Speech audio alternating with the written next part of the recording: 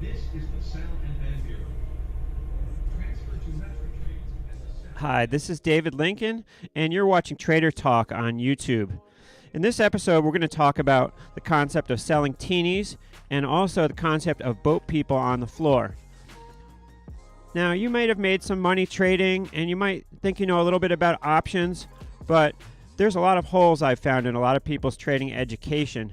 Now, for me coming up on the floor, I wasn't allowed near a trade before I was schooled and able to prove myself in my knowledge. So I'm trying to pull your knowledge up to an acceptable level. So keep watching, tell a friend, and thanks again. I hope you enjoyed this episode of Trader Talk.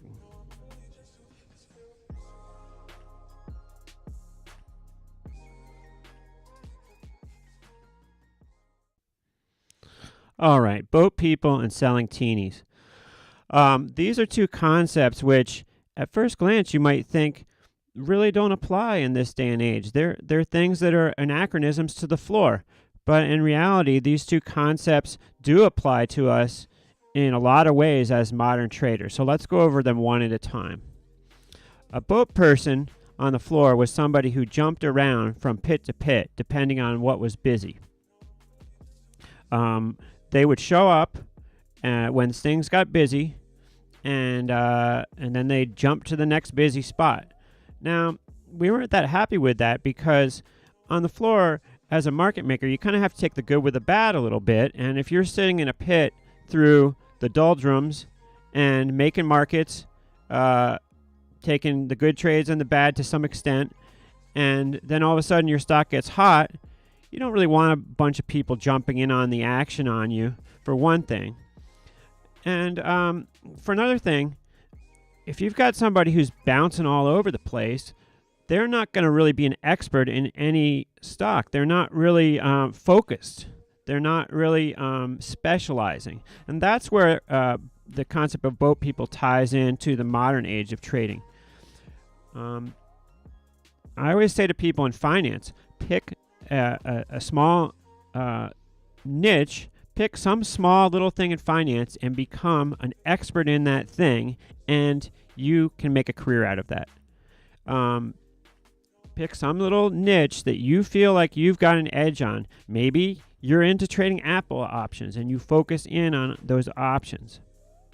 I know a lot of people that focus in on something like Tesla, and they'll look at some illiquid options in Tesla that are really wide. They'll focus on some strikes that aren't traded that much, and they'll sneak a little best bid in there and wait till they get filled on one side, sneak a little offer in on some other side of a spread, and they become experts in that particular product. Being a boat person wasn't cool back in the old days of the floor, and we didn't like those people just jumping around, and we try to shut them out. But it makes sense in actual strategic terms how that applies to today, in that you need to become an expert in certain products. Now, I don't think there's something necessarily wrong with looking to see what's hot and maybe jumping in on a couple of trades, and there certainly isn't the stigma attached to it that there was back in the pit, and there certainly wasn't the back then, if you wanted to jump in and be a boat person and jump in on some options as a market maker. Now, as a market maker, we want to try to buy on the bid and sell on the offer. Obviously, retail people aren't trying to do that. At best, retail people are trying to trade stuff mid-market. But still, back in the day, you weren't going to be real popular if you came into a pit and wanted to buy on the bid and sell on the offer if you were just jumping around to whatever was hot. But the most important point behind the concept of boat people is just that you need to become an expert on your particular products, whatever you choose. Stick with them, focus in, because nobody can be an expert in everything. You'll see some people that say, oh yeah, I trade bonds, I trade gold, I trade everything. Jack of all trades, master of none. Focus in. Pick some products. Become an expert. You're not going to be able to become an expert in something overnight, or by not spending some time and effort and focus on that particular product. Jumping all over the place will not serve you well. It's hard enough being an expert in one product, one stock, one underlying, let's say. So take the concept of boat people from the pits way back when, apply it to today, and become an expert on one particular product. All right, now let's talk about selling teenies. Okay, a teeny is 1/16 of a dollar, and back in the day, options were quoted in quarters, eighths, and teenies. And 1/16 was equal to $6.25, and it was the smallest amount that you could sell an option for on the floor. Nowadays, you can sell them in pennies, but back then, the smallest you could sell an option for was $6.25. And there were guys who would jump around from pit to pit, especially expiration week. Back then, expiration was only once a month, and the last couple days of expiration, there were guys that would jump from pit to pit and sell options for 1/16. Now, a lot of times, these were options that were way out of the money, and the likelihood of them ever being in the money was very low. But traders were willing to pay more than the value of the sheets to get these options off their books to cover their risk. And if they could find somebody to sell something for a 16th, a way out of the money call, for example, it allowed them to keep the fatter trades on for a longer period of time because they know that they were stopped out to some extent. Now, the guys that went around selling teenies, who usually were boat people, as it turns out, all of a sudden, a couple months later, you'd say, where was that? Where is that guy? I haven't seen him around. Yeah, because all it takes is getting tagged once, and you're gone. Now, this concept can be applied in modern times a lot, and I actually was able to set a couple people straight. One guy was selling a bunch of real cheap options in UVXY, and I was able to convince him that that wasn't the right thing to do. He wanted to sell hundreds of out-of-the-money calls in UVXY with like 3 or 4 days to go. Remember, when you sell an option, you are giving somebody the right to and control of 100 shares of stock. You don't want to give that away too cheaply. People can be very lackadaisical about selling stuff, and they think in their head, oh, there's no way that the stock can go there. There's no way that this can happen. And people on the floor were taught right away, don't give up the right to 100 shares that easily, A, and B, don't be selling these garbage options.